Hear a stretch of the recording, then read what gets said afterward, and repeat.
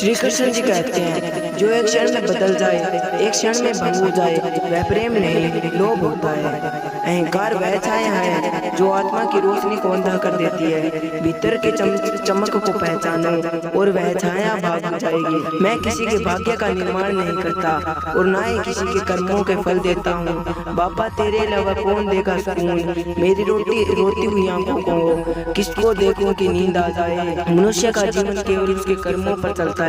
जैसा कर्म होता है वैसा उसका जीवन होता है। जैसे एक दर्पण बिना निर्णय के सत्य को प्रतिबिंब करता है, वैसे ही दुनिया को, वैसे जो अपने कार्यों को अपने आंतरिक ज्ञान का प्रतिबिंब बनने दे। और दुनिया को बदलने का नहीं बल्कि खुद को बदलने का प्रयास करो, क्योंकि उस परिवर्तन में आपको आसपास की दुनिया बदल जाएगी।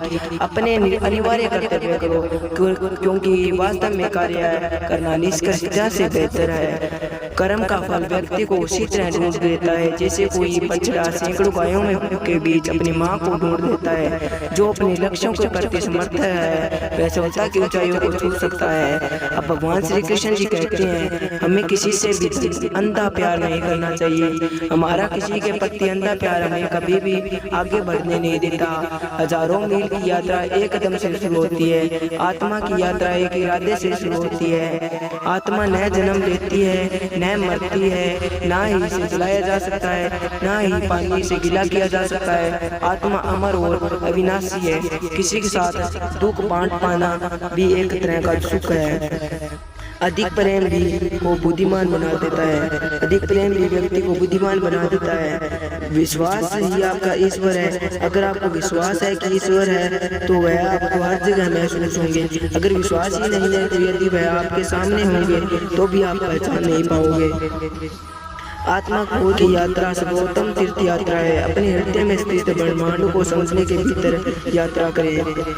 गीता में लिखा है, जब इंसान की जरूरत बदल जाती है तब इंसान के बात करने का तरीका बदल जाता है। मैं किसी के भाग्य का निर्माण नहीं करता, ना ही किसी के कर्मों के फल देता हूँ।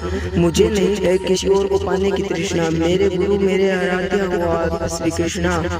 कोई कुछ भी बोले, स्वंग को शांत को रखो, क्योंकि धूप कितने की तेज और समुद्र सुखा नहीं करते। अनुमान मन की कल्पना है और अनुभव जिंदगी का सबक है। सच्ची खुशी तभी मिल होती है जब आपकी सोच, कथन और कर्म में समानता हो।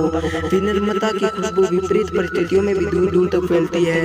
भरोसा रख भगवान पर, वो यहाँ तक लाया है तो आगे भी लेकर जाएगा। व्यक्ति का या जीव का कर्म ही उसके भाग्य का निर्माण करता है। किससे कब और कितना बोलना है, अगर तुमने यह समझ लिया तो तुम अपनी जिंदगी के सार्थक बन चुके हो।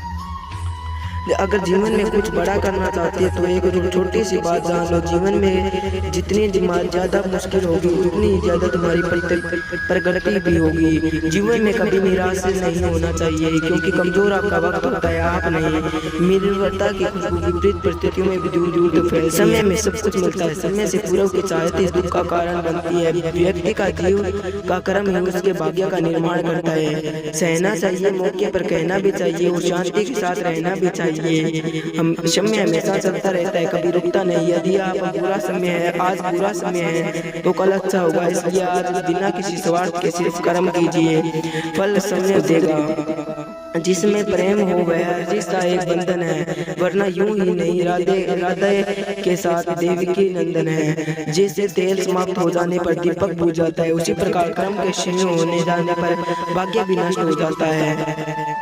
अगर कोई आपकी कीमत न समझे तो निराश मत होना, क्योंकि कबाड़ के व्यापारी को हीरे की परख नहीं होती। जैसे कमल कीचड़ से भी में पवित्रता से खिलता है, वैसे ही अपनी आत्मा को जीवन के कीचड़ में भी खिलने दो।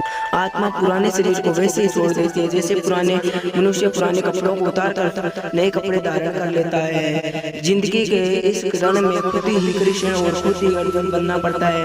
रोज अपना ही सारथी बनकर जीवन की महाभारत को लड़ना पड़ता है। मौन सबसे अच्छा उत्तर है किसी ऐसे व्यक्ति के लिए जो आपके शब्दों को महत्व नहीं देता। मोह की डोर दिल को बांधती है, वैराग्य का राग बजाओ और मुक्ति पाओ। समस्या नहीं यही है कि लोग सच्चे व्यक्ति को सहारते नहीं बल्कि उसका कैसे करना है यह सोचना शुरू कर देते हैं। मनुष्य जन्म लेता है, उसके पास सांसें तो होती है परंतु कोई नाम नहीं होता। जब मृत्यु होती है तो उसके पास नाम तो होता है पर सांसें नहीं होती। इसी सांस और नाम के बीच यात्रा को जीवन कहते हैं। न किसी के भाव में जीवन न किसी के प्रभाव में जियो। यह जिंदगी है आपके अपने स्वभाव में जियो। बुद्धि वह दिशा